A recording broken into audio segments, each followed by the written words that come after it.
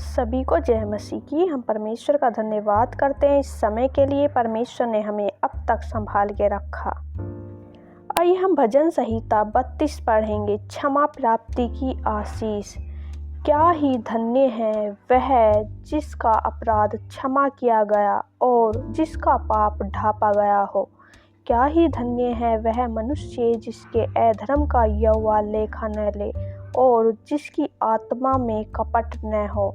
जब मैं चुप रहा तब दिन भर कराहते कराहते मेरी हड्डियां पिघल गई, क्योंकि रात दिन मैं तेरे हाथ के नीचे दबा रहा और मेरी तरावट धूप काल की सी झुर्राहट बनती गई।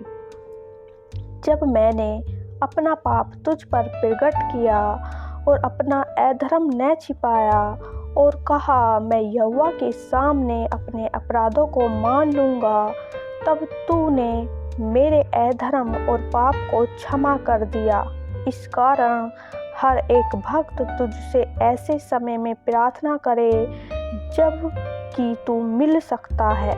निश्चय जब जल की बड़ी बाढ़ आए तो भी उस भक्त के पास न पहुँचेगी। तू मेरे छिपने का स्थान है, तू संकट से मेरी रक्षा करेगा। तू मुझे चारों ओर से छुटकारे के गीतों से घेर लेगा। मैं तुझे बुद्धि दूंगा और जिस मार्ग में तुझे चलना होगा उसमें तेरी अगुवाई करूंगा। मैं तुझ पर कृपा दृष्टि रखूंगा और सम्मति दिया करूंगा। तुम घोड़े और खच्चर के समान न बनो जो समझ नहीं रखते। उनकी उमंग लगाम और रात से रोकनी पड़ती है, नहीं तो वे तेरे वश में नहीं आने के। दुष्ट को तो बहुत पीड़ा होगी, परंतु जो यहोवा पर भरोसा रखता है वह करुणा से घिरा रहेगा। हे धर्मियों, यहोवा के कारण आनंदित और मगन हो, और हे सब सीधे मन वालों, आनंद से जय जयकार करो। आमीन। वचन कहता है, क्या ही धन्य है वह जिसका अपराध क्षमा किया गया और जिसका पाप ढांपा गया हो। क्या ही धन्य है वह मनुष्य जिसके अधर्म का यहोवा लेखा न ले और जिसकी आत्मा में कपट न हो। सच में मेरे प्रिय भाई बहनों, परमेश्वर का वचन कहता है कि क्या ही धन्य है वह मनुष्य जिसका अपराध क्षमा किया गया हो और जिसका पाप ढांपा गया हो, और मनुष्य जिसके अधर्म का परमेश्वर यहोवा लेखा न लो और जिसकी आत्मा में कपट न हो। वह धन्य है, क्योंकि परमेश्वर उसके अधर्म का लेखा नहीं लेता।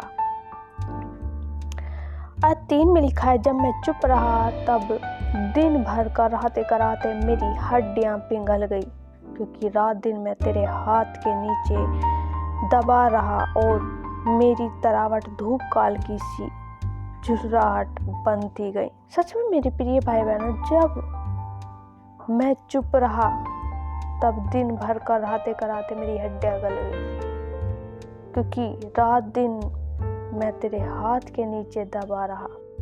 जब मैंने अपना पाप तुझ पर प्रकट किया और अपना अधर्म न छिपाया और कहा मैं यहोवा के सामने अपने अपराधों को मान लूँगा, जब तूने मेरे अधर्म और पाप को क्षमा कर दिया। हालेलुया।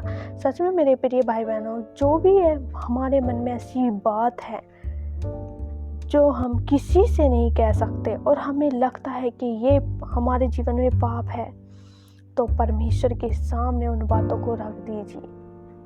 परमेश्वर के सामने जब आप अपने पापों को मान लेते हैं तो परमेश्वर उन पापों से आपको क्षमा कर देता है। आयत 6 में लिखा है, इस कारण हर एक भक्त तुझसे ऐसे समय में प्रार्थना करे जबकि तू मिल सकता है। निश्चय जब जल की बड़ी बाढ़ आए तो भी उस भक्त के पास न पहुंचे। हालेलुया। जब हमारे जीवन में लगता है कि बुरा समय चल रहा है, तब हमें परमेश्वर से प्रार्थना करनी है। जब हमें लग रहा है कि कुछ भी संभव नहीं है, तब हमें परमेश्वर से प्रार्थना करनी है, क्योंकि परमेश्वर हमारे मार्गों को खोलता है और परमेश्वर असंभव को संभव करता है। और जब जल की बाढ़ उसके पास आएगी तो भी उसके भक्त तक नहीं पहुंच पाएगी, क्योंकि परमेश्वर उसके साथ है। हालेलुया। आयत 7 में लिखा है, तू मेरे छिपने का स्थान है, तो संकट से मेरी रक्षा करेगा, तू मुझे चारों ओर से छुटकारे के गीतों से घेर लेगा। सच में हमारा परमेश्वर हमारे लिए छिपने का स्थान है। हमारा परमेश्वर हमें हर संकट से बचाता है, हमारी रक्षा करता है, और हमें परमेश्वर चारों ओर से छुटकारों के गीतों से घेर लेता है, क्योंकि परमेश्वर में ही छुटकारा है। आयत 8 में लिखा, मैं तुझे बुद्धि दूंगा और जिस मार्ग में तुझे चलना होगा उसमें तेरी अगुवाई करूंगा। जब हम समझ नहीं पाते कि हमें क्या करना है, हमें समझ नहीं आता कि हम कहाँ जाएं, कुछ भी ठीक नहीं लग रहा है, तब परमेश्वर के समीप आए तो परमेश्वर का वचन कहता है, मैं तुझे बुद्धि दूंगा और जिस मार्ग में तुझे चलना होगा उसमें तेरी अगुवाई करूंगा। जो मार्ग हमारे लिए सही है, परमेश्वर उस मार्ग के लिए हमारी अगुवाई करते हैं। परमेश्वर हमें बुद्धि समझ देंगे कि हमें क्या करना सही है और क्या नहीं। हालेलुया। मैं तुझ पर कृपा दृष्टि रखूंगा और समिति दिया करूंगा। तुम घोड़े और खच्चर के समान न बनो जो समझ नहीं रखते, उनकी उमंग लगाम और रास से रोकनी पड़ती है, नहीं तो वे तेरे वश में नहीं आने के। परमेश्वर का वचन कहता है, तुम घोड़े और खच्चर के समान न बनो जो समझ नहीं रखते, क्योंकि उन्हें अपनी समझ नहीं होती, परंतु हमारे पास हमारे परमेश्वर की समझ होती है। जब हमें लग रहा है हमें कुछ भी समझ में नहीं आ रहा, तब हमें परमेश्वर से सहायता मांगनी है।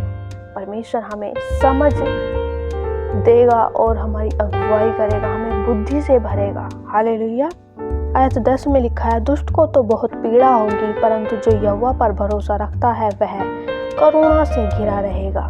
सच में मेरे प्रिय भाई बहनों, दुष्ट को हर समय दुख तकलीफ में रहना पड़ता है, उसे एक पीड़ा होती है, परंतु जो यहोवा पर भरोसा रखता है वह हमेशा परमेश्वर की करुणा से घिरा रहता है, परमेश्वर की दया उस पर बनी रहती है। आयत 11 में लिखा है, हे धर्मियों, यहोवा के कारण आनंदित और मगन हो, और हे सब सीधे मन वालों, आनंद से जय जयकार करो। यदि हम परमेश्वर पर विश्वास करते हैं, हम धर्मी हैं, तो वचन कहता है यहोवा के कारण आनंदित और मगन हो जाओ, क्योंकि परमेश्वर सीधे मन वालों को आनंद से भर देता है। और वचन कहता है सीधे मन वाले आनंद से जय जयकार करो। तो मैं आशा करती हूँ परमेश्वर के वचन को पढ़े जाने के लिए परमेश्वर आपको बहुत आयत से आशीष दे। आमीन।